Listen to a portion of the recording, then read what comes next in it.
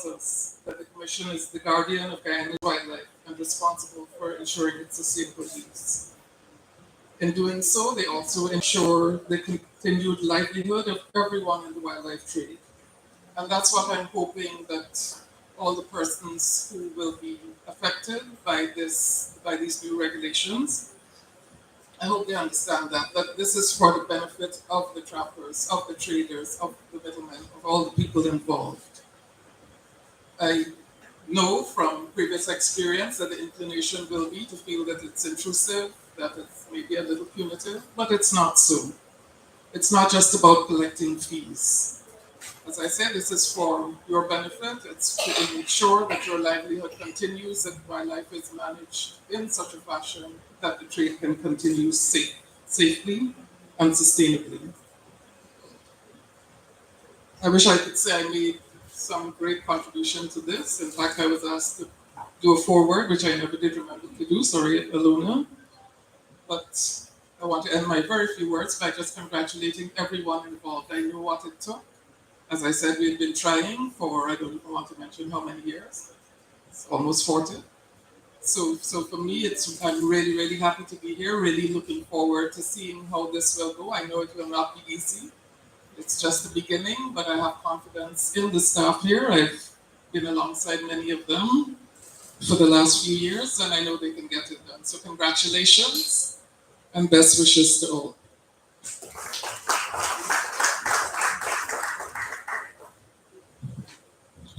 Thank you so much, Dr. Pilgrim, for those words, and it's really puts the context of why we're here and how long this has been a work in progress for. And up next, I'd like to welcome Ms. Alona Sankar. Ms. Sankar has obtained her master's in ecology from Fordham University in 2004. She has a Master of Business Administration from the University of Liverpool in 2014.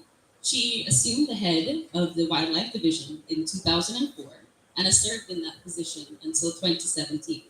She was appointed the Acting Commissioner of the newly formed Guyana Wildlife Conservation and Management Commission in 2017 and was confirmed in that position in April of 2018.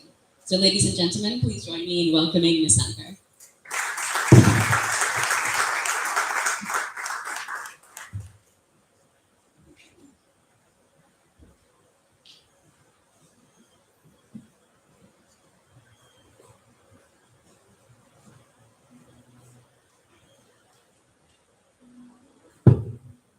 Thank you, Hannah.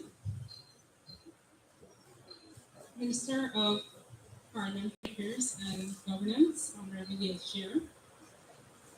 PS of the Ministry of Natural Resources, Mr. Jocelyn McKenzie. Our immediate past chair, Dr. Karen Pilgrim.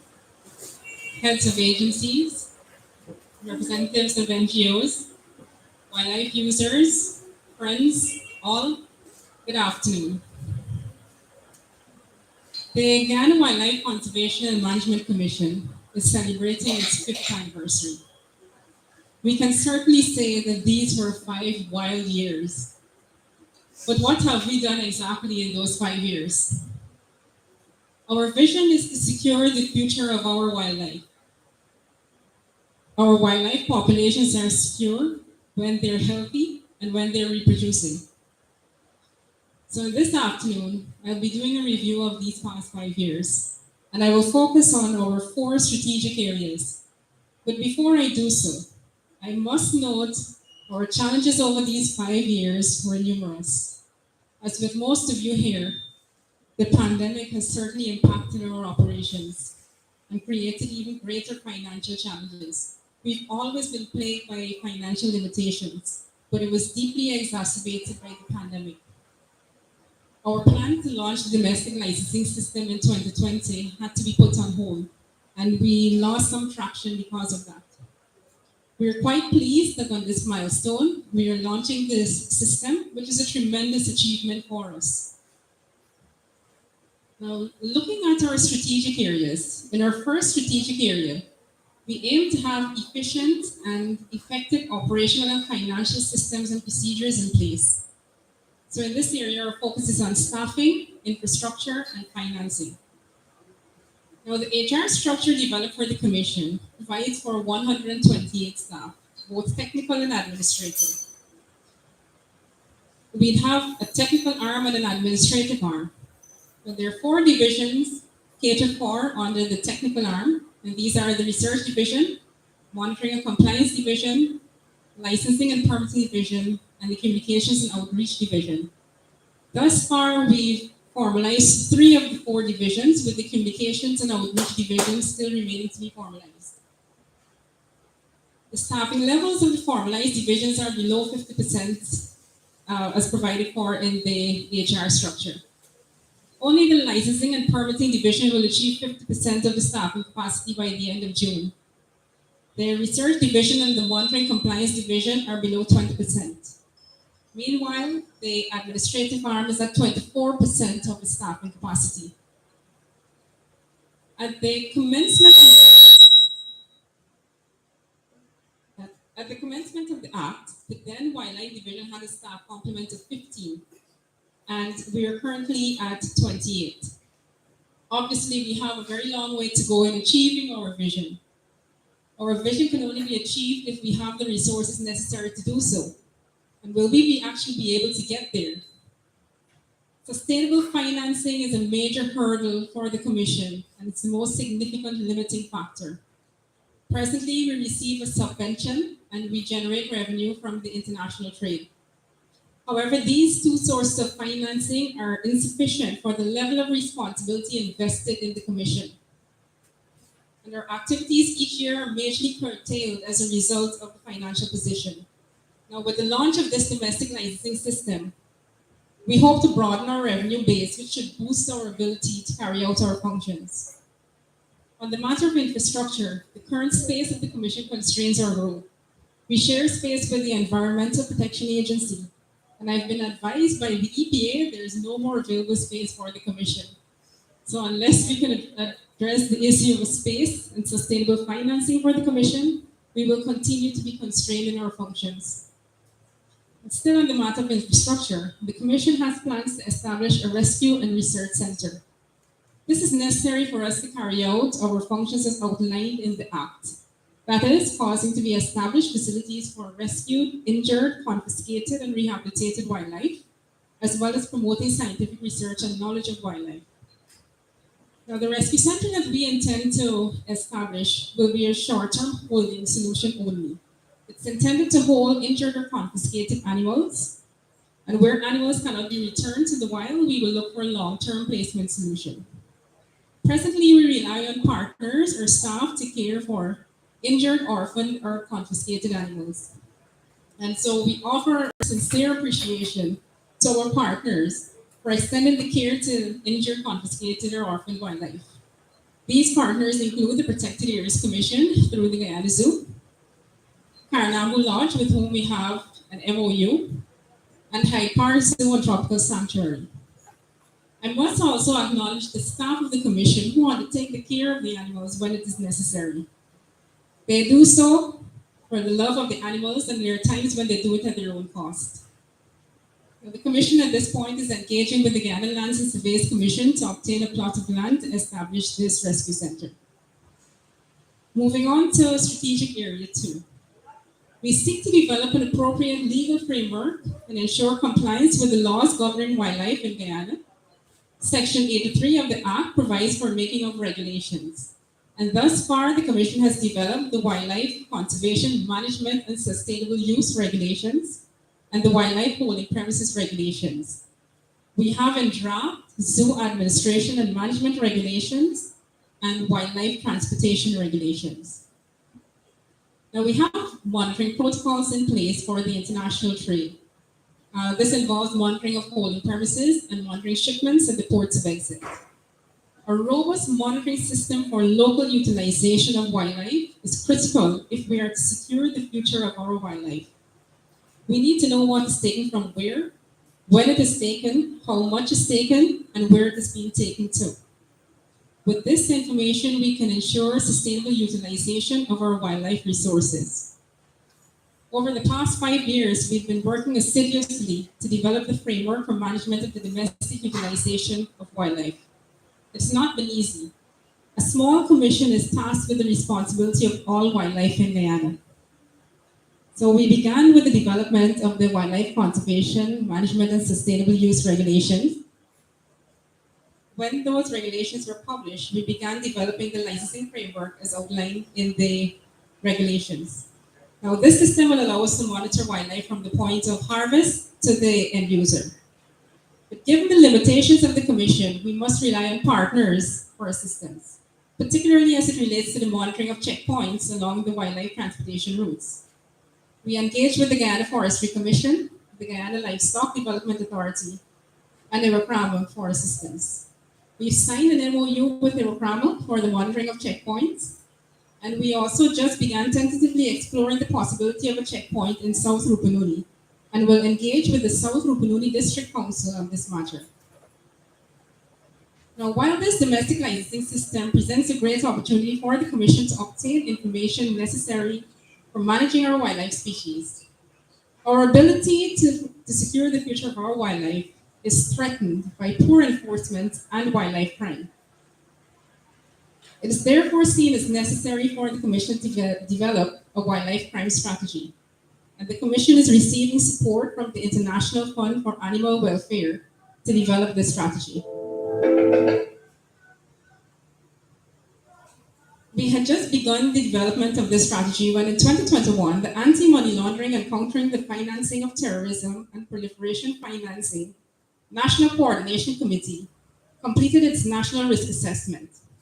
And a risk-based action plan was developed, which provides specific steps for implementation by the GWCMC. And these include prioritizing combating the financial flows associated with illegal wildlife trade, and establishing a multi-agency coordination mechanism for sharing of intelligence and information related to illegal wildlife trade. So the actions outlined for the Commission go hand in hand with our idea for the wildlife crime strategy. And today the Commission has engaged with several agencies with regard to the establishment of a steering committee and task force for execution of the wildlife crime strategy.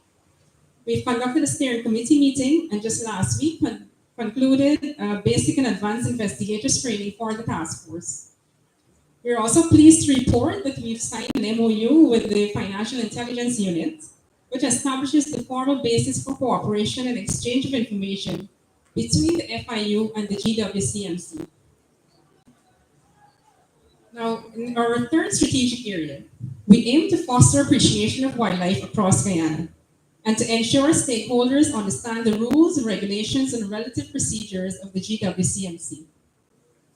The Commission has been working to increase appreciation and understanding of wildlife importance nationally through World Wildlife Day celebrations. Each year, since the establishment of the Commission, World Wildlife Day has been celebrated with activities that are geared to children and schools. The Sustainable Wildlife Management Project, which is funded by the EU and implemented by the Center for International Forest Research, in collaboration with the GWCMC, has been working in Region 9 to support wildlife clubs and to develop an environmental education curriculum. The Commission received support from the BioAmazon project to build capacity for our domestic licensing system. The BioAmazon project is administered by the Amazon Cooperation Treaty Organization with funding from the German Development Bank. Through this support, there was considerable effort to raise awareness across Guyana on the regulations and the new licensing system.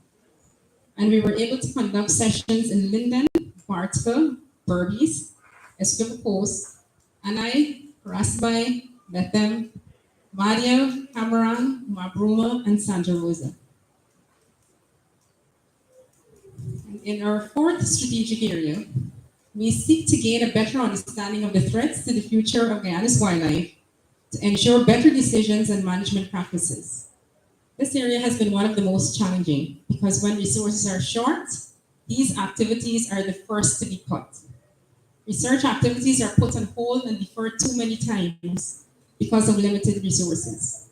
We've, however, managed to conduct an assessment of our citizens. These are the parrots and macaws, and we're set to conduct a small assessment of butterflies later in this year. We've received much needed support from the BioAmazon project, which contracted Irokrama to develop management plans for 6 species of wildlife, 3 species of caimans, 2 species of tortoises, and the tapir.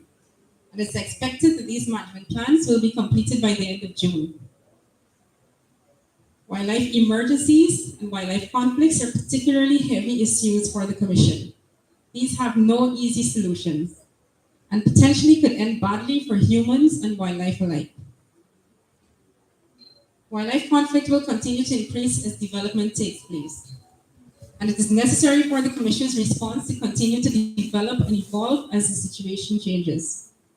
We receive a wide range of complaints, but there are three major categories of complaints that we receive. There's human-wildcat conflict, and this is particularly difficult because livelihoods are threatened, and there is no easy short-term solution to this kind of conflict. There is what we call urban wildlife conflict, which occurs in residential areas. This is where people come into contact with wildlife, and there's usually a negative perception. Again, it's a wide range of complaints we receive, but many of the complaints surround caimans and snakes. And finally, the last category probably could be urban wildlife conflict as well, but we've put it in a class of its own. This would be conflict with capuchins. Now, this kind of conflict arises from irresponsible pet ownership, where animals escape and become nuisances, or they're just abandoned and they become nuisances in communities. And we receive so many reports. When we reviewed our records, it's an average of 2 reports per month of nuisance capuchins. And this has led the Commission to take action to ban the acquisition of these pets from July of this year. Now, I did mention the Sustainable Wildlife Management Project. And the GWCMC is the local implementing agency. This project focuses on the challenges of wildlife conservation in Region 9 and specifically aims to improve the institutional and legal framework for the sustainable use of wild meat, improve management of wildlife species resilient to hunting, improve the supply of alternative sources of protein, and ensure the consumption of wild meat is sustainable. The project was launched in Guyana in 2018 and is set to end in 2023. There is a possibility of a second phase of the project. So those are our 4 strategic areas. As I mentioned before, the Commission has had its fair share of challenges as a young Commission. 2 of the past 5 years were affected by COVID, which significantly limited our progress and achievements. Looking ahead in the medium term, we intend to continuously review our systems in place to monitor domestic utilization. We will continue to develop our wildlife crime strategy to tackle activities that undermine our ability to secure the future of our wildlife. Monitoring and research will also be prioritized. Finally, we will push education and awareness as we need the people of this nation to understand the importance of our wildlife. As humans, we have a responsibility for the well-being of our planet. All life is interconnected, and impacts on creatures that we do not give much thought to can have devastating impacts on us. Just think of it. If bee populations were to collapse due to disease, pesticides, or climate change, our food security is severely threatened. Our wildlife is important, and management and protection of our wildlife must be prioritized. On that note, I'd like to extend my sincere appreciation to our partner agencies who support us in our efforts to secure the future of our wildlife. And I'd also like to thank the staff of the Commission who work really hard on the challenging circumstances for us to achieve our vision. Thank you.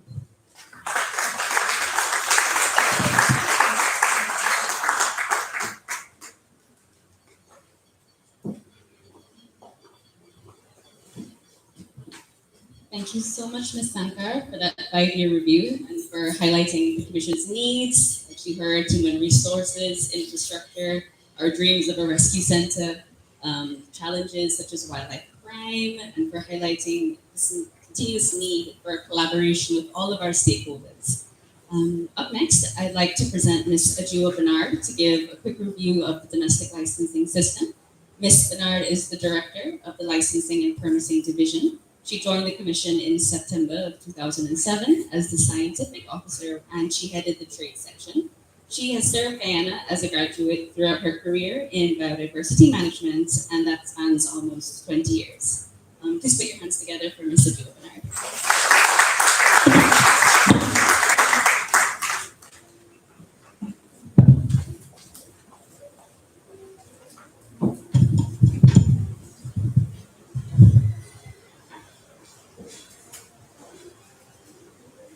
Honorable Minister Bill Tashira, Acting Prime Minister and Minister of Governance and Parliamentary Affairs, Permanent Secretary Mackenzie, immediate past President of the current Pilgrim, Ms. Alona Sankar, Commissioner, Sector Agency Heads, friends, colleagues, a good afternoon to you all. Today I am honored and excited to announce to you the arrival of the GWCMC sextuplex. Under other circumstances, such an occasion would be quite scandalous, especially since these sextuplets were bred by at 5 years old. Now let me introduce you to these new arrivals.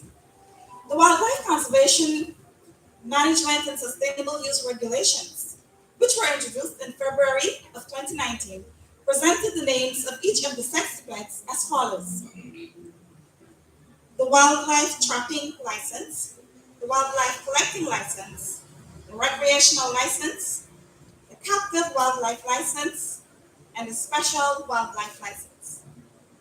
This pregnancy was a lengthy one and oftentimes challenging, and our excitement to meet these babies led to quite a few instances of false labor. This is how it began. Approximately 5 years ago, we embarked on a quest to develop and implement an effective and efficient licensing system, which is intended to be a game-changing addition to our wildlife management toolkit. The use of a licensing system to manage domestic wildlife use is, to an extent, an excursion into uncharted territory. And so, there is much we need to learn if we are to succeed in developing a management regime that realizes our vision to secure the future of our wildlife. In 2017, as a precursor to this licensing system, we launched the Local Wildlife Users Registration Program, which is still ongoing and will terminate on the 30th of June of this year. Under this program, domestic wildlife users were encouraged to voluntarily register with the Commission. The registration process enabled us to gather data on who the users are, the various types of use which occur, which and how many of our wild resources are being utilized, the purpose for which they're being utilized, when this utilization occurs, and who else is involved in the chain of custody. In return for registering, each registrant is given a letter granting him or her permission to engage in a specific type of use. And of course, this is based on their request in their application. Applications are examined on a case-by-case basis, and specific terms and conditions are attached to each permission granted. In addition to the letter, registrants were initially given an all-weather card, which summarized the details of the permission. And this is the ease of use because, of course, most of them, they go into the fields. You don't want them walking around with a letter. But eventually, we had to put the card on hold because we lost the capacity to produce it in-house, and it was quite costly to do it outside of here. Thus far, we have over 600 registrants, including live animal trappers, middlemen, those who hunt for meat, wild meat vendors, recreational hunters, and pet shops. We envision that these individuals will be among the first to seek to acquire licenses in this new phase. Here's a look at the licensing system. In designing an implementation plan for the licensing system, we were able to draw from data gathered from registrants under the Local Wildlife Users Registration Program, as well as from our wealth of experience experience in regulating the international wildlife trade, which is managed through a very effective system of permits and licenses. Meaningful stakeholder engagement was also a key ingredient in the development of this system, as we are cognizant of the fact that wildlife management is, for all intents and purposes, management of people, perceptions, and actions with a view to fostering attitudinal change. Of course, if people are removed from the equation, the animals are quite capable of managing themselves. Failure to consider lifestyles and livelihoods could deter buy-in, alienate stakeholders, discourage compliance, and stymie our efforts to fulfill our legal mandate and realize our vision. As a result of our engagement of stakeholders and other research, we were able to derive what we believe to be fair licensing fees, and also to fine-tune the way we administered various ways of licensing. We discovered that it was necessary to go beyond what is named in the regulations and develop different classes within some of the licenses in order to simplify their application. For example, the wildlife recreational license is broken down into 4 classes, which cater for individuals, groups, and non-residents, and various durations of persons using wildlife for recreational purposes. This breakdown enables us to set fees that are appropriate and fair to the users. To complement the suite of 6 licenses, the Commission also developed a vital and extremely valuable tool, and that is the transport and removal permit system. This system is a reporting mechanism which will allow us to trace the species as they move from point of extraction to the local end user. Traceability is a critical aspect of wildlife management. Not only does it allow us to determine the extraction rates for this resource, but also it helps to document the events which occur along the value chain of the species. It provides information on who the players are along the chain of custody and is a deterrent to illegal and harmful exploitation of this resource.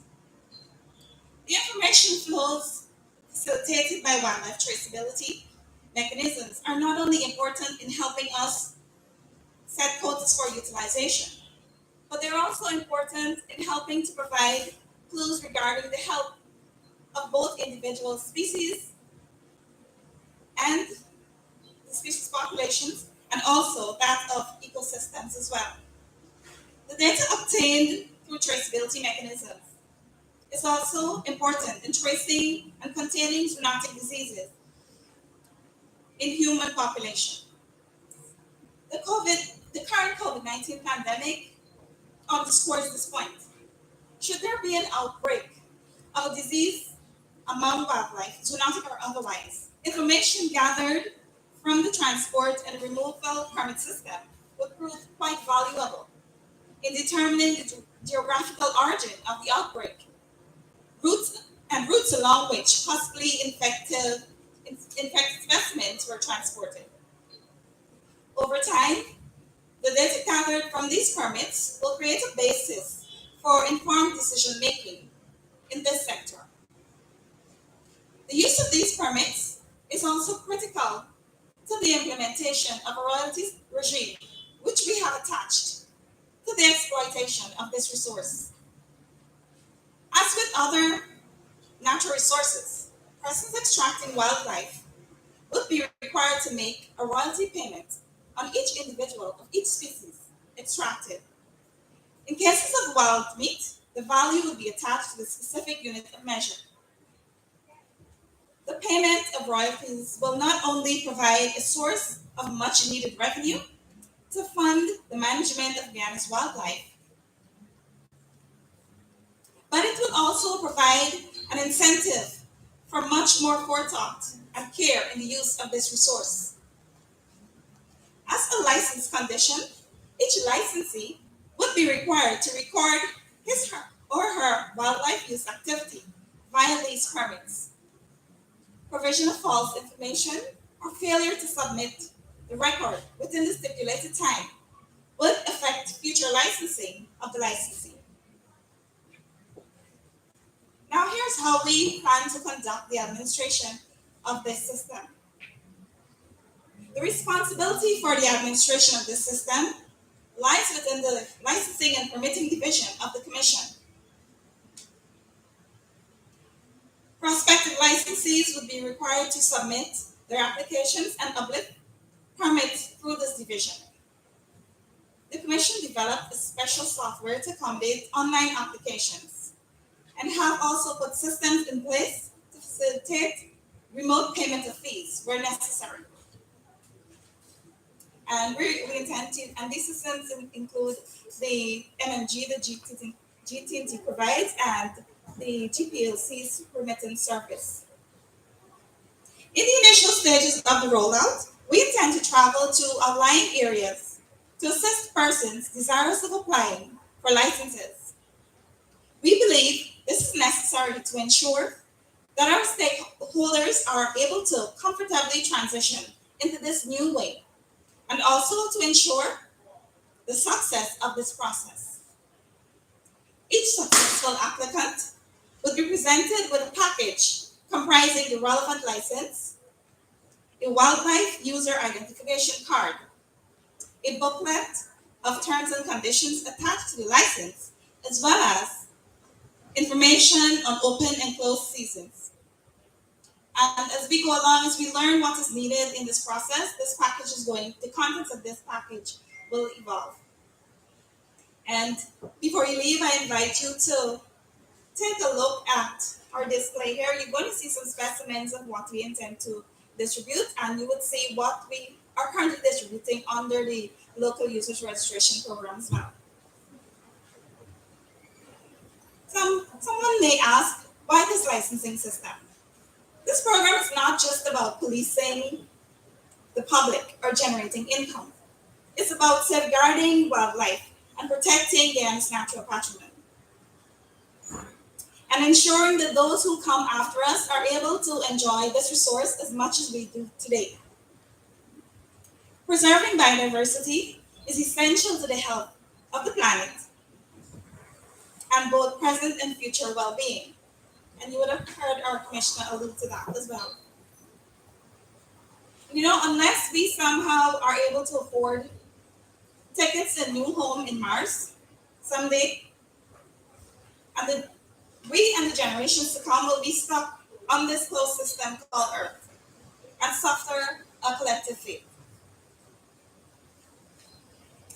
Now, how could you help? I'm sure you're all familiar with the saying, it takes a village to raise a child.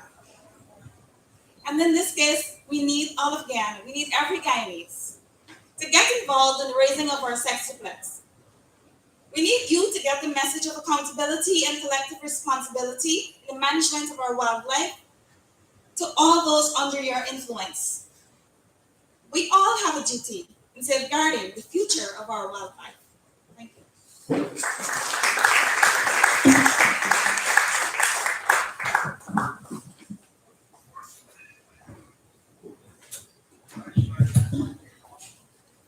Once again, we'd like to thank Ms. Barry for making that announcement that the wildlife system is finally here.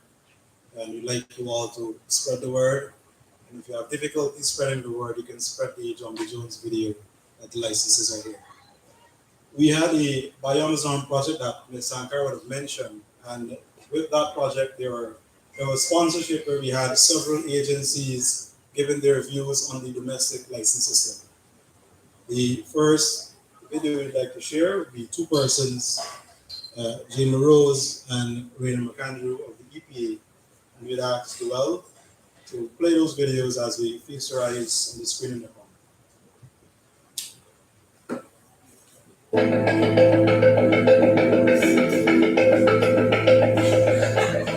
In all legislation, care must be taken for indigenous people as to how they can be impacted, whether positively or negatively.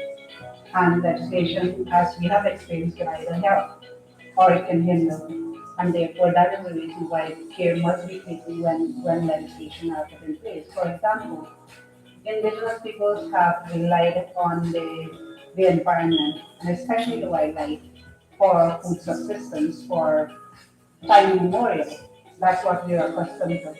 And therefore, if legislation bars this means of food supply, then you have people could be suffering. Their food system could be jeopardized if care is not taken that this is protected.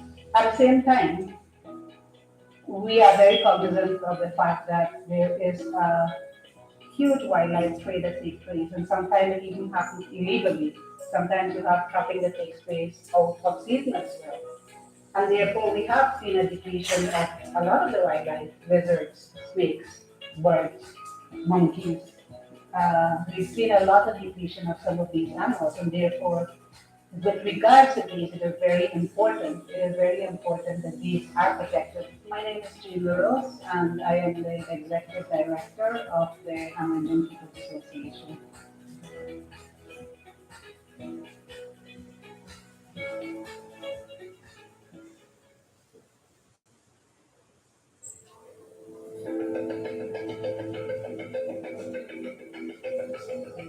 Enshrined in the Environmental Protection Act, as part of the agency's core function, were for the agency to take such steps necessary to ensure that there is coordination, protection, and sustainable use of our natural resources. Specifically, the agency is also responsible for ensuring that there is coordination and maintenance of a program for biological diversity. And wildlife, of course, falls under the large umbrella of biological diversity. So more than that, the agency has a responsibility to ensure that developmental activities does not significantly impact our natural resources. By natural resources, our wildlife resources, since we're talking about wildlife.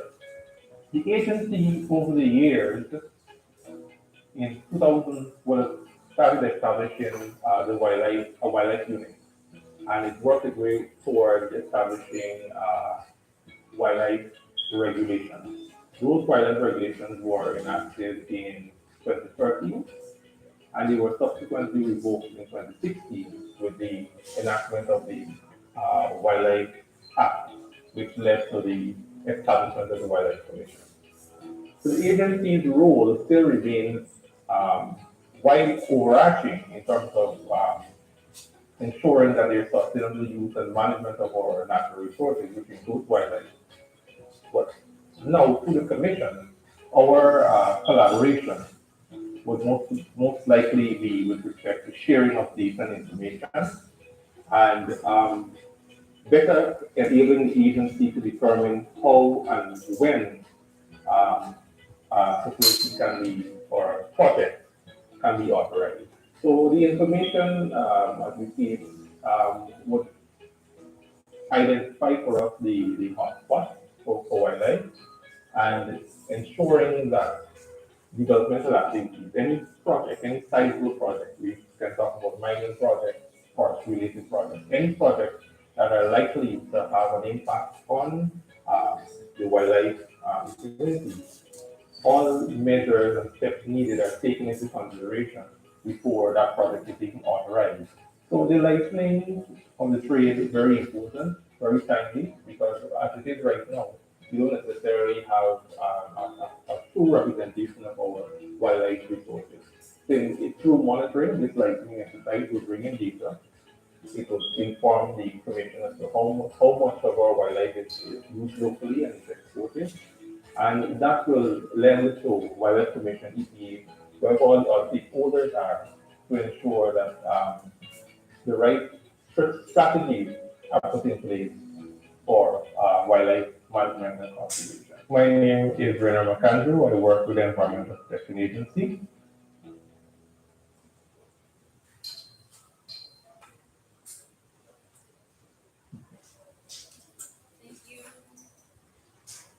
Thank you for showing the video, Duel.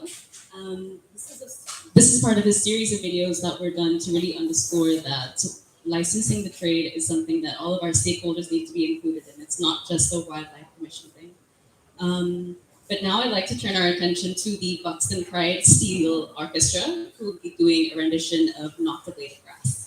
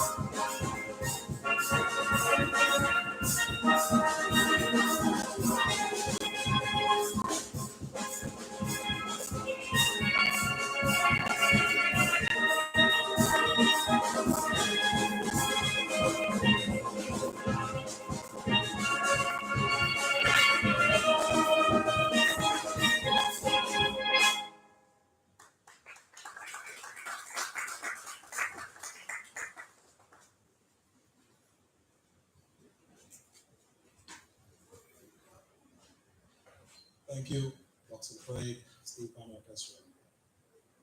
Within the same BioAmazon project, we did videos with several agencies, and once again, I'd like us to feast our eyes on the screen for two more videos from two other agencies.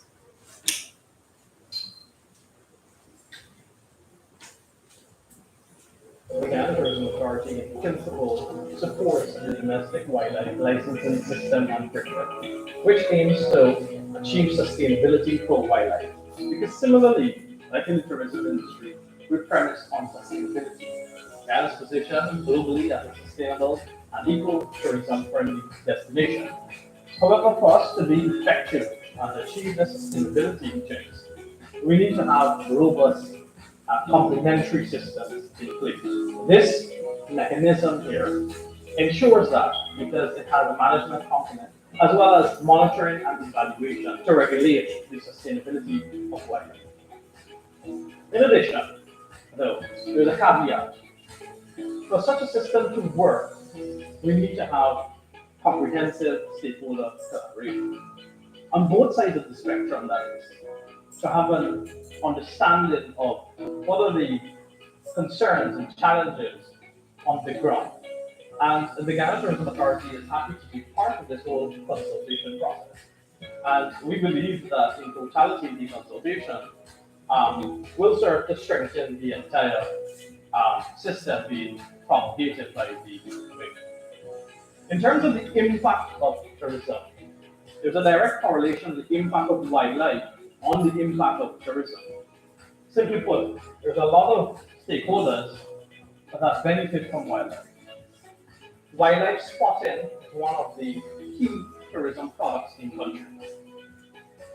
That is, a lot of travelers and visitors come to Destination Guyana to view the beautiful elusive jaguar or the many bird species that we have here in the country, or the giant antelope, and I can go on and on. So tourism relies a lot on the constant sightings of wildlife for visitors to have very memorable experiences.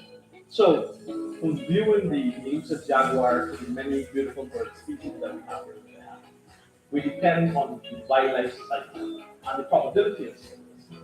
If there is no system in place to keep in check the wanton trapping and killing of the wildlife, this will certainly be to the detriment of the tourism product that we have here.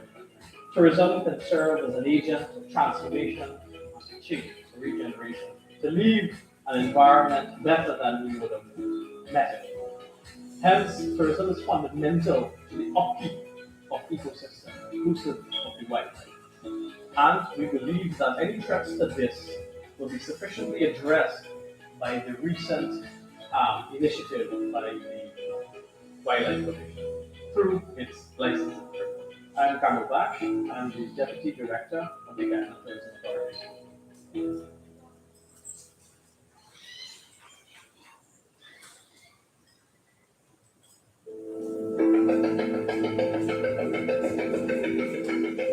For us, we believe that people need nature to thrive.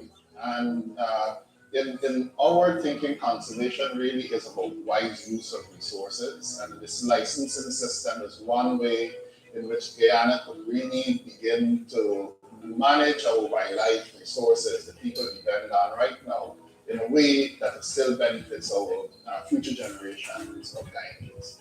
Monitoring wildlife and the licensing system would be a good way to be able to provide information on who's utilizing wildlife and how much of it is actually being taken so that we can ensure that the ecosystems and the places that provide these wildlife could continue to do so for many years to come, as I said, to benefit future generations. Collection of data on the access to wildlife and the taking of wildlife from the environment is important because you would realize that different Guyanese depend on wildlife differently. For example, indigenous people really rely on wildlife as one of their main sources of protein.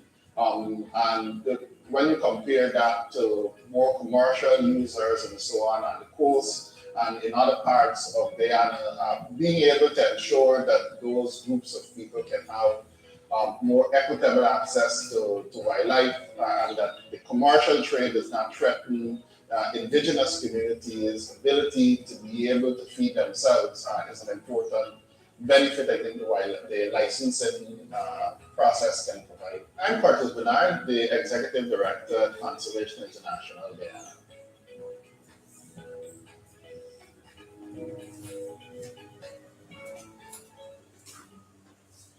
All right, so those were another set of videos that we had.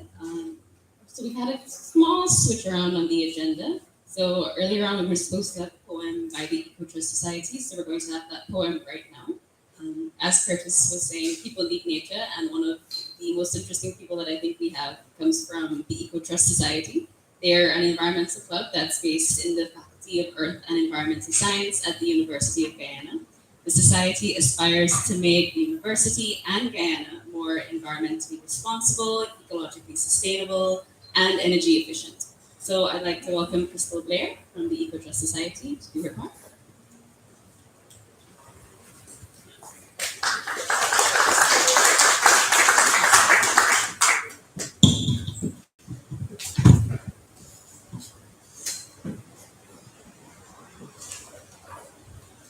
Good afternoon, ladies and gentlemen. I thank you for having me. As you guys were recently told, my name is Crystal Blair, and I will be presenting a poem entitled Wildlife is Suffering. Let's Help the Cry of Nature. My planet is being endangered from all sides of the globe, leading down to habitat loss and destruction, climate change, deforestation, and pollution, with the largest threat becoming a recreation for humans, illegal wildlife trade. Do these humans think it's ecstatic to be imprisoned? For what? to be trafficked, sold, killed for our skin, or to make accessories. What did we do to deserve this death penalty? What are we trying to get by? We are just trying to live, to breathe, but mostly to survive. Look, they're taking away our homes. Have you seen? Stripping our habitat from limbs to branches, taking from our shade to our vegetation, and replacing them with concrete, which is quite obscene. If you ask me, it's short term thinking, at its very worst. They don't care about nature, just the pursuit of wealth. Where are we supposed to go? Where are we supposed to lay our heads? On treeless wastelands that have been destroyed, or concrete beds? How are we to protect our young from land, from the machines, from the wildlife? How? There is nowhere safe, no wild expanse to run free, unguarded, to play or to dance, or mostly to live. Polluted rivers, dwindling food, homeland devoid of nature's fruit. I watches the place I once called home, now as the branches are separated from the stems and the roots are pulled out from beneath. I scream in pain as I am being burned, chopped, and mutilated, but no one seems to hear my cries. And all I did was provide shelter for animals. I took in all the carbon dioxide that are dangerous to these humans, and yet they are so selfish. I lay there, all battered and torn, cut and badly wounded. I stare at the empty, barren, naked land that I once consumed. Public awareness and education must play an essential role in teaching the environment compassion in protecting animals, with sustainable solutions to address these issues. We need to understand it is not okay to endanger our wildlife species.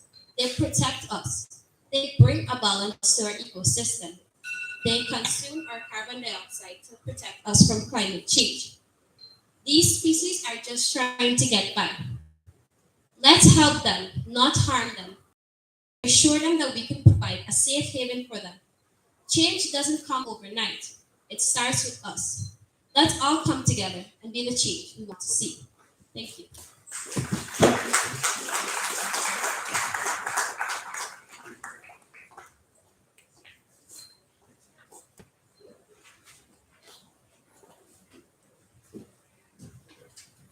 Thank you for that poem. Next, we're going to have a dance by Mrs. Aria dos Santos.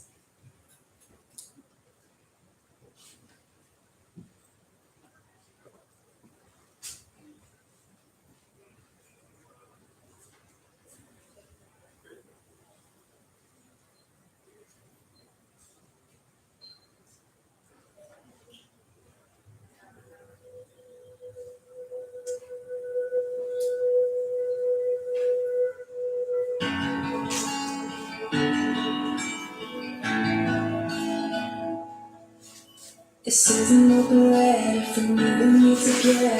Tomorrow's in our hands now. Three words of words, leaving around and make it back somehow. Looking down from up on the moon, it's a time to blow my wall. Who would have thought the power stand up could be so fragile? This is a love so beautiful. I know I'm everywhere. I thought I knew the universe. Heading for a dangerous. Give me time, give me time, give me time.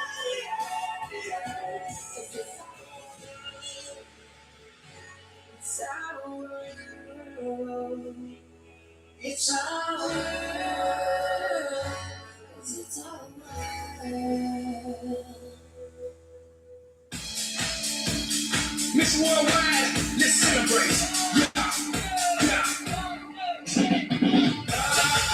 just wanna celebrate. I just wanna celebrate.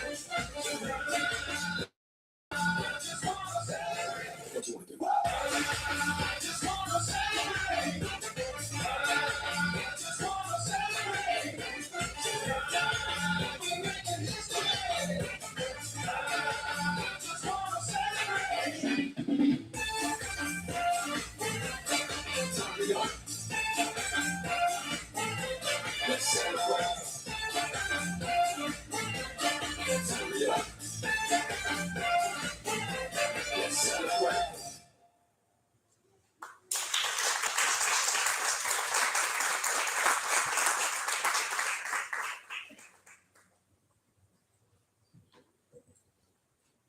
Thank you, little Mr. Santos. Well, I think you can play that one again at the end so we can see that. We have two more videos from the By Amazon project, and we'd like to have those now. One from a very important stakeholder, the Guyana Livestock Development Authority, and also one featuring Dr. Raquel Thomas from the Area Crown Center.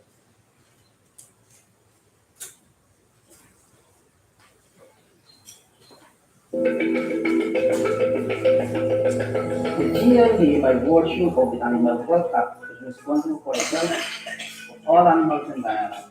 In order to execute this mandate, at the GLD, we have quarantined inspectors and officers in all regions of Guyana. We have three major checkpoints, namely Mavaruma, Ogo, and Mabunga. At these checkpoints, whenever there are movements of animals from these regions to the coastline, our officers and inspectors would normally conduct an inspection to determine whether the animals are healthy, free of infectious and contagious diseases, and are fit to travel.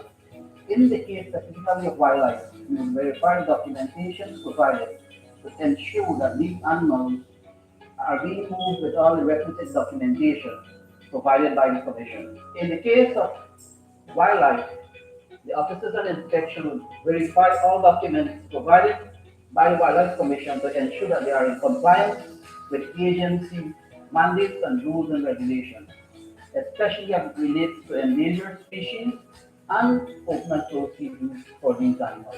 I think that the system is extremely important because one, as we know, Guyana is the number one eco destination for tourism. In the world, there are many species that are facing extinction from day to day and from time to time. If we do not have proper systems in place in Guyana to monitor our flora and fauna, then this can have devastating impacts and effects on these vulnerable species.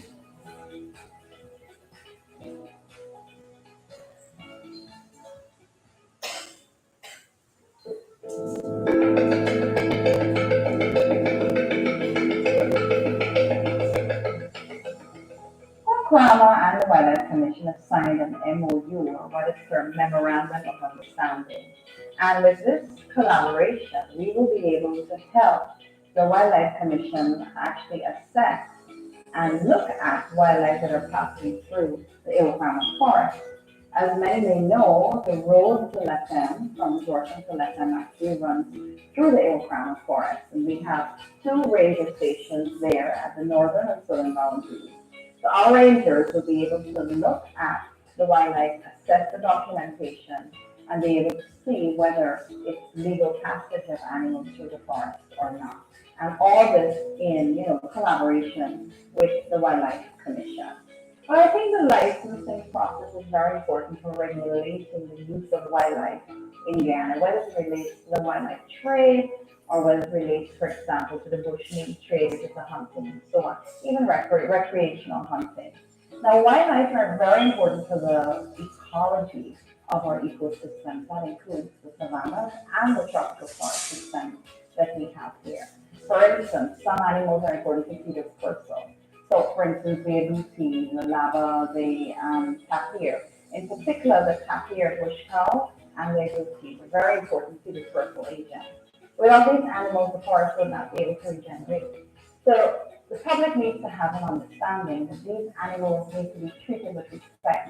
And through a licensing system, we're not saying that people must not leave, but we must utilize in a way that is sustainable and that we can have our systems regenerate. My name is Dr. Raquel Thomas. I'm the Director of Resource Management and Training at the Ilframa International Center for Rainforest Conservation and Development.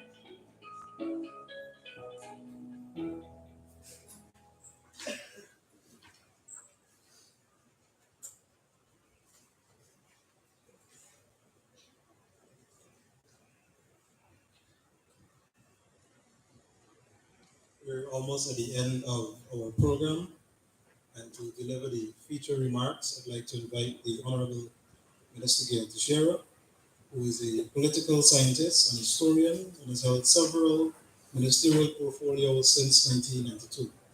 She is currently the Minister of Parliamentary Affairs and Governance and Government's Chief Whip in Parliament. She also serves on a number of parliamentary committees, including the Public Accounts Committee. And as you have learned today, she is also the acting Prime Minister. Mr. Chair, welcome.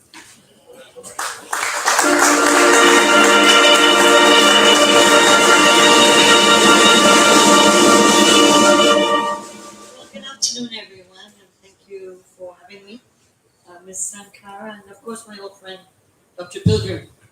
We go back a long ways. We're both not looking at age, of course, but Dr. Pilgrim and my paths have crossed many times as in the Ministry of Health with the EPA bill that was brought to Parliament, and as mothers with children in school, and as Minister of Culture, Youth and Sport when we were dealing with one of the associations she was active in, and now again we're crossing our paths again. So we must be doing something right, Karen, somewhere along the line. But it's a great pleasure to be here with you and to celebrate the 5th anniversary of the Guyana Wildlife Conservation and Management Commission. But I want to say this, you know, a number of you aren't born in the 70s, some of you are much younger than that. But in the 70s, you could walk around Georgetown and men would be selling baby alligators that were stuffed, and you could buy them. And this was particularly in front of Hotel Tower at that time, and Pegasus and so on, because the tourists would come in. Of course, you don't see that anymore. These were real alligators that were, or what you call caiman, who were harvested and then stuffed and made to stand up and do different funny positions, and they would be sold by the persons who knew about taxidermy, and then they would be given to the men on the streets to sell. You don't see that anymore. The fact that we've come a long way, and the Ms. Sanka gave a really comprehensive report on the work that's been going on for the last 5 years. But I want to go a little bit before that in terms of how we've reached where we are. Because I think that the irony of Guyana is that despite the Cayman story I just told, is the fact that we gave the Irraquara land, the conservation area, to the world as our gift to the world to save the planet. And this was in 1991, when there wasn't much talk about damage to the environment. There wasn't much attention paid globally to climate change. And the ozone layer, which was what was being talked about in the 1980s and 90s, this was Guyana being very forward thinking and making this gift to the world, the oxygen of the world, oxygen resource for the world. And it was supposed to be supported by the UN Environmental Program and the British government, United Nations, etc. And of course, it's gone through many hard times, but it survived because it became not just a gift to the world, but our very own Irraquara that belongs to us. The EPA bill, when it came out, was quite controversial. People felt that we were trying to protect the environment. There was great poverty, people were suffering, and therefore, why were we going to this extent to make life more difficult for people and charging people for different things when we should be dealing with people and the well-being of our people? So it's quite controversial. Even the debate in Parliament, if you ever go back to it, the debate in Parliament when the Environmental Protection Bill was brought was controversial. And some people felt, as I said, that it was going too far. It was taking on too much. And even I remember when I was speaking, because it's a bill I brought, that the issue was that I spoke about the fact of climate change and what was being done to the wildlife as well as the climate, etc. And talking about disease pattern, because I was a Minister of Health, talking about the fact that there were some of the diseases we had been able to conquer were re-emerging and would re-emerge with the impact on climate and unpredictable weather, as well as new diseases and new viruses coming out. I was accused in Parliament of being hysterical. Women are usually called hysterical. and that I was making too much of this whole thing. So the EPA was a very important step forward for Guyana. And then, of course, as Karen documented, the Wildlife Division, etc. And you've come a long way. You've come a long way, and Guyana has come a long way on this issue. The Low Carbon Development Strategy of 2009-2010, which was adopted by the National Assembly, was an important step forward for us at the international arena as well as in Guyana to have a developmental strategy that was eco-friendly, low carbon, etc. The new document that has come out, the Low Carbon Development Strategy 2030, if you haven't read it just yet, I'd like to encourage you to. And I really do believe when Ms. Sanka was talking about the educational awareness aspect, I would love to see some of the data that's in this document, particularly the areas that talk about eco diversity. Sorry, whoops. Um, the biodiversity aspects that gives us the number of species that exist in Guyana, as well as some that don't exist in other parts of the world, and how precious this is, not just to Guyana, but the entire world.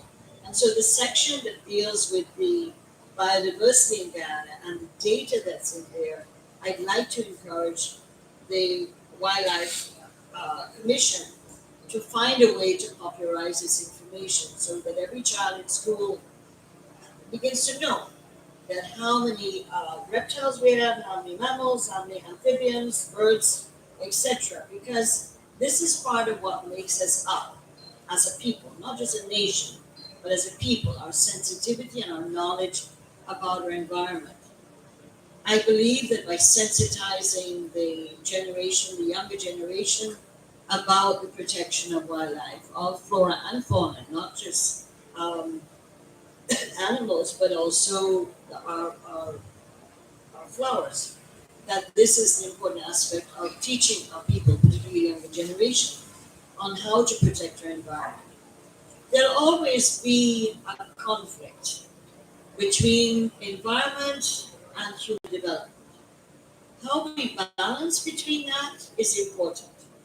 The Low Carbon Development Strategy offers an opportunity to, one, develop a strategy in terms of how do we transform, how do we protect our environment, how do we develop a low carbon economy, how are we sensitive, and how do we address the issues of our biodiversity as an important component of our survival as a nation and a survival in the world. I believe that these issues, and I hope that there will be more popular and more greater discussion by not only the team that deals with LCDS. I've been to a number of the consultations with the LCDS, and a lot of it focuses on the carbon issues and the storage of carbon, the number of gigatons that are there, the quality, the aspects of how much money we could make, and etc. But the issue of biodiversity is not dealt with in any great way at the consultations I've been to. Now, I'm the geographic MP for Region 7, and I know there is quite a bit of trade going on with wildlife, and not all of it is legal, of course. And so whilst I've heard Ms. Sankar and others talk about checkpoints, I believe that we have to look at some checkpoints that would facilitate or be able to access what comes out of Region 7. The importance of teaching people, because even in the interior areas, in the Amerindian villages, I've had a lot of emphasis on Region 1 and 9. Again, 7 and 8 are important regions in terms of what is trade, what is harvesting, what is recreational hunting, etc. And therefore, I think it's important to develop the capacity, and I understand the issue of resources. However, I want you to look at it this way, that the Low Carbon Development Strategy offers an opportunity for the Wildlife and Conservation Management Commission to be able to now reach a greater level of prominence, because it is an important component of what we're talking about in the Low Carbon Development Strategy. It positions you as a commission in a different way than before. I think you have to be Not saying that you have to be opportunistic, but you're in a situation where this can be to your advantage. Obviously, we're going to be challenged as a people. How do we build roads? We build highways through the interior. How will we manage that? What will be the decisions made? You will remember Minor Falls when the studies were done, and it showed that there was a little fish. Please forgive me for my ignorance of what was the name of the fish, but there was a tiny little fish that apparently in the assessments and scientific studies that this little fish was not known to other parts of the world. None up to now, I don't know what the fish looks like. I don't know what the name of the fish is, but what it led to was having to amend the law, to amend the water table in regards to the proposal for Myla Falls. And so this is the power of a little fish that apparently was just this small and therefore wasn't even weighing a pound. So we have to recognize that there are contradictions, but there are also possibilities. And I don't want to, in 5 years, when you look at what you've done, you've accomplished a lot, and you obviously have a lot more to deal with.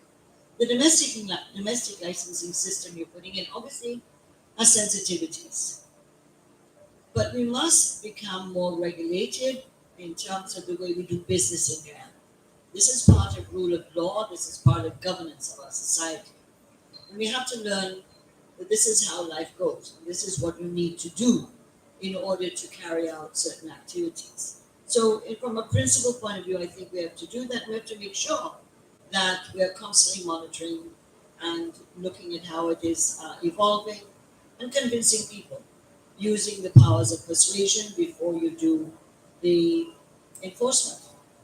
But one of the issues no one has dealt with today, and I think the licensing will have to track some of this, track some of the issues and allow you to monitor and to act to, is the issue of corruption. There's a lot of corruption in the trade.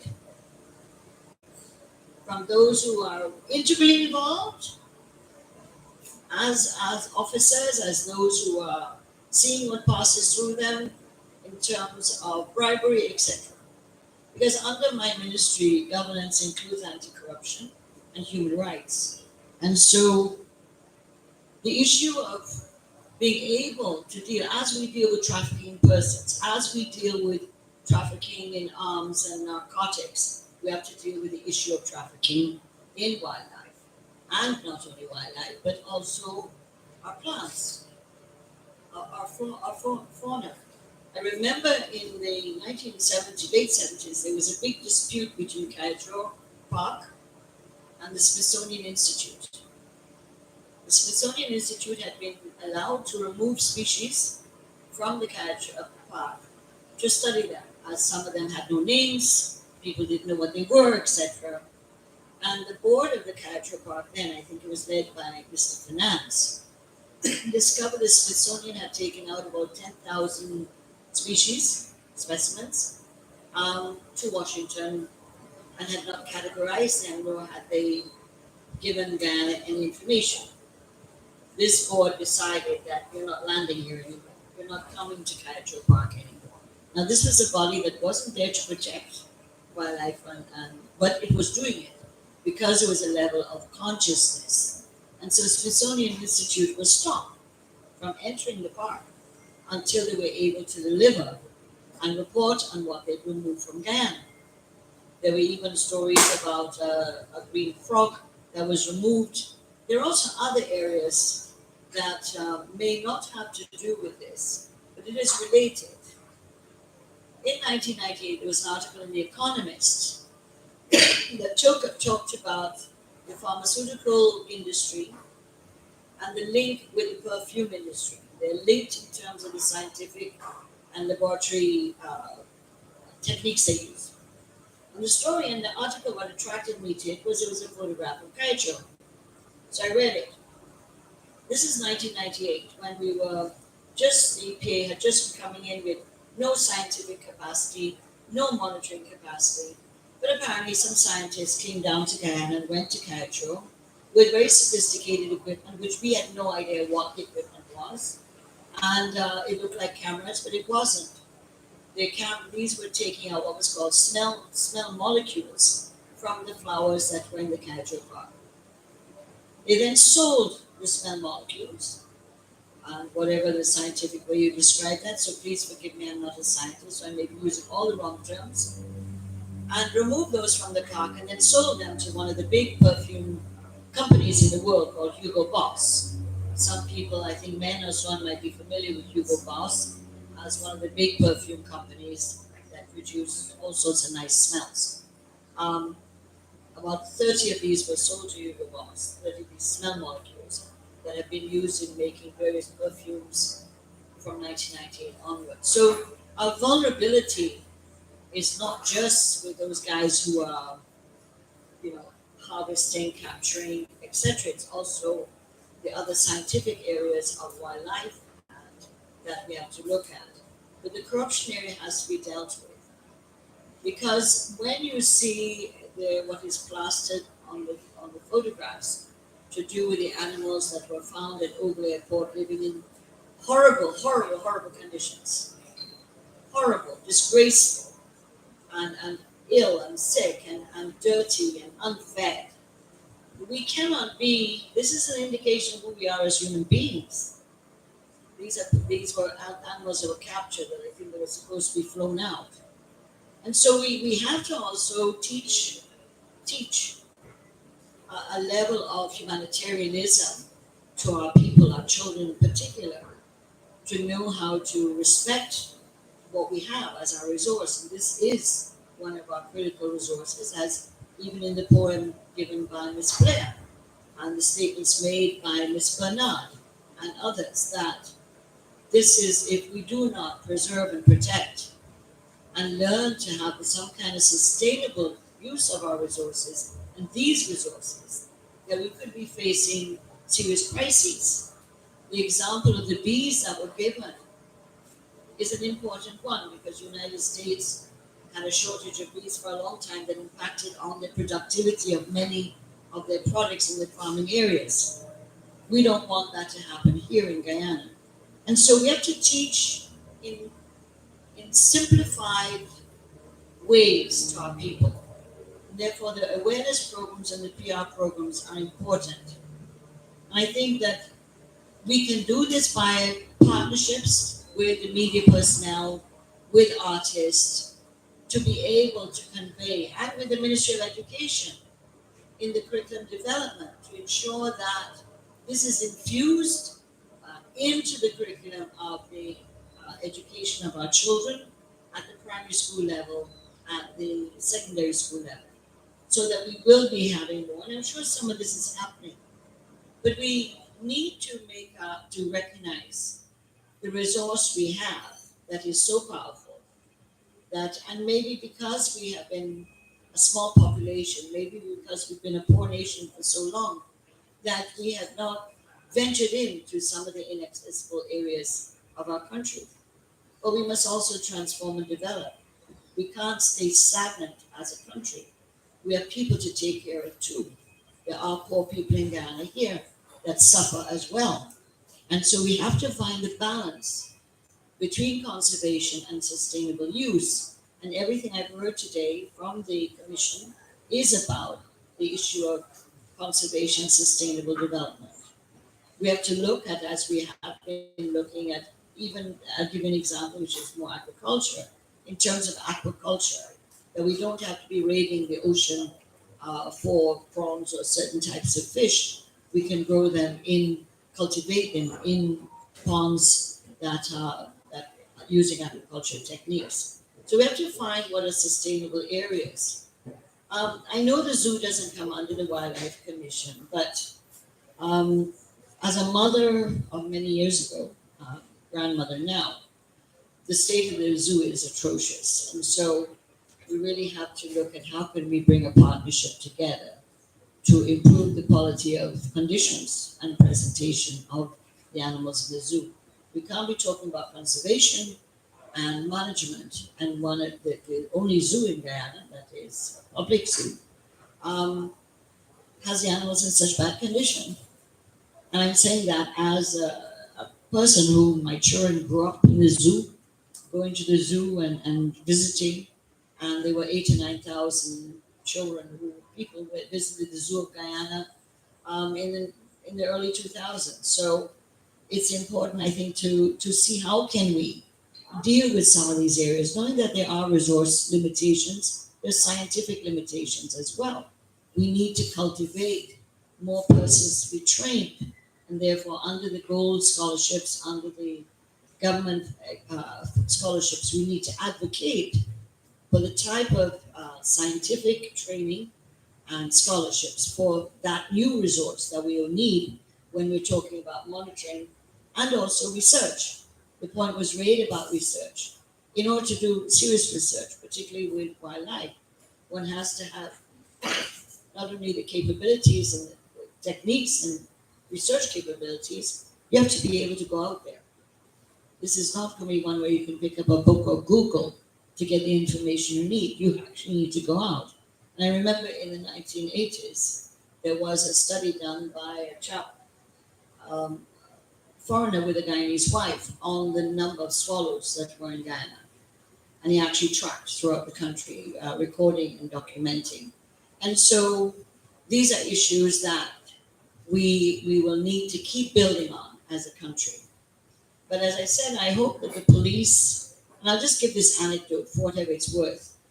When I was in culture, youth and sport, there was also the trade in artifacts from Guyana. Whether it was pottery, whether it was things that were buried, pottery, burial urns, etc. They were being shipped out to Guyana illegally.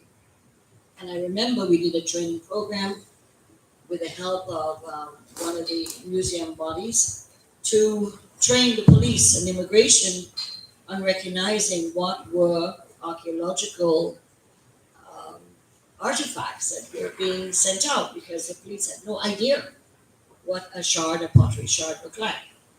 So when we had the training program, this was in around 2004, the policemen said that they were seeing this thing going through immigration, but they had no idea that it was archaeological material going back 1,000 years, 2,000 years. And so that issue of ongoing training, we cannot do one-off training. Police keep bringing in new people, older people retire. Same thing with all the other programs that we have.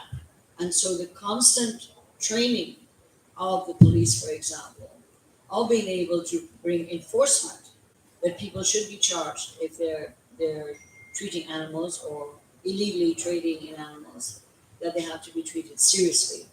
And so the tasks are many, but I believe that the opportunities are here.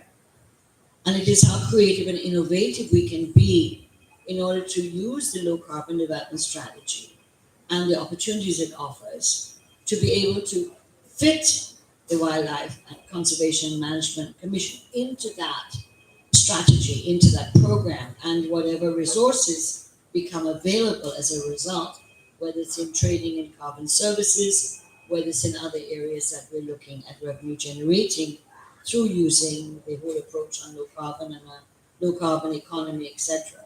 So this, I think, is a good opportunity at your 5th anniversary, despite all the challenges that you face. And I'm sure, I have no doubt that you're telling me the truth.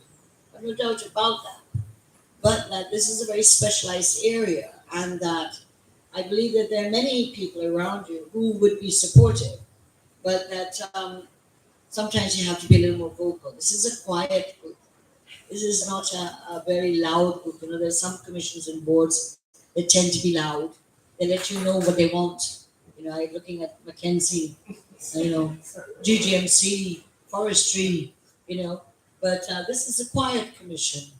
And they need to be congratulated for the hard work they've done, not only in the last 5 years, but the really, really difficult years when it was just a department, a wildlife department, when there was practically nothing, very, very little. And therefore, all those people have come through that era that they have contributed to where we are today. And so the 5th anniversary is, you're just a toddler right now, in a sense. And so you have quite a long way to go. But the difference now than from the 1990s is that we've all grown up, we're more informed in Guyana, we're more sensitive about a number of issues in Guyana than we were before. We have access to more information than before. And therefore, this is, as I said, this is the era that can make us move forward.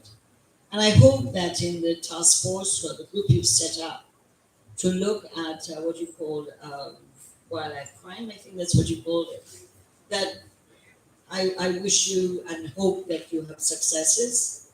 I do believe, though, sometimes that we have to be careful not to have too much silo development. We have for anti-money laundering and countering the financing. We have another one for this, another one for that, another one. We need, in some cases, to have much more, cross-fertilization between different agencies that are involved with monitoring, fighting crime, and also bringing matters to the courts, prosecution and convictions. That we need to make sure that we're not operating in silos, that we're able to have full collaboration and cooperation between the different actors. For those who are involved in the trade illegally, particularly those who may be using the wildlife to carry out drugs, there's obviously a natural marriage or partnership between Kanu and the police with the Wildlife Commission. So there are other kind of combinations that I think are very important for you. The domestic licensing, I hope, will start and soon, and that you'll be able to make good progress with it. But as I said, it's going to rely a lot on you convincing people, showing people the right way, and also, as always, with most laws that sometimes are difficult, that sometimes you look at giving people an amnesty period for 6 months or something to get themselves in order. Then you bring the hatchet down if it's necessary. But I believe that this is a good opportunity. I wish you all the staff a happy 5th anniversary, and that keep on doing the good work. Keep on doing what you've been doing in terms of ensuring that the whole continuum in regards to wildlife, from the time of whether it is spotting and identifying where animals are, to harvesting, capturing, etc., and trading, the licensing will allow you to improve the way in which you do things, allow you to track better, and to be able to identify where the gaps are in your system and where you need to put further safeguards to ensure that you don't have a poor system. So thank you very much for inviting me, and I wish you all the best. Thank you.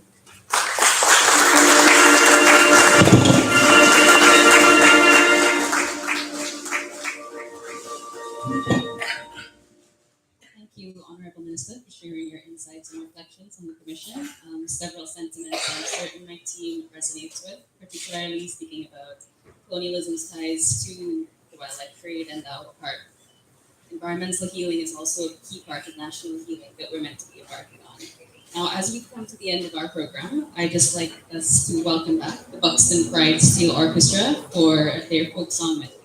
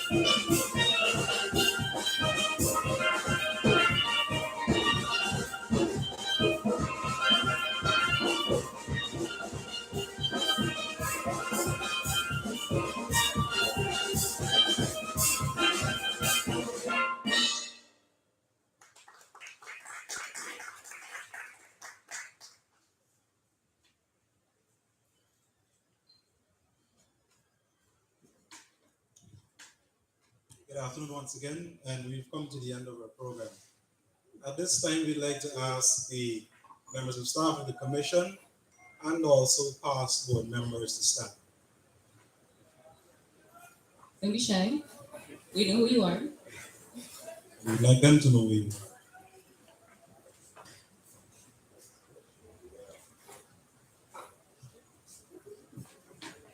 So for the success of wildlife for the last 2 years, you're looking at the people who are responsible, the person who's been taking your monkey calls and whatever else. We'd like you to give them a round of applause for the work they're doing.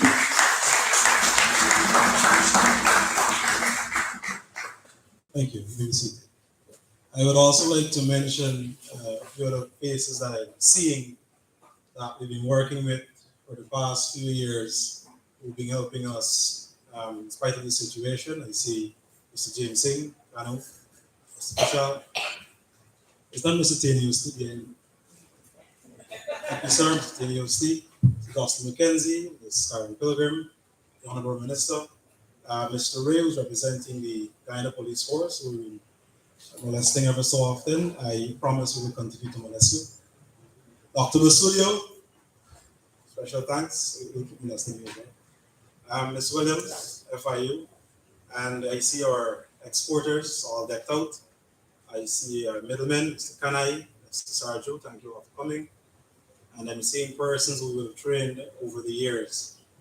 A special thank you from the Guyana Wildlife Conservation and Management Commission, whose vision is to secure the future of our wildlife. I'm sure Hannah has a few words as well. Yeah, just a reminder that the work that we do would not exist without the stakeholders that are present with us today. But yeah, we've come to the end of our program, and I'd like to invite you all for refreshments afterwards. So thank you.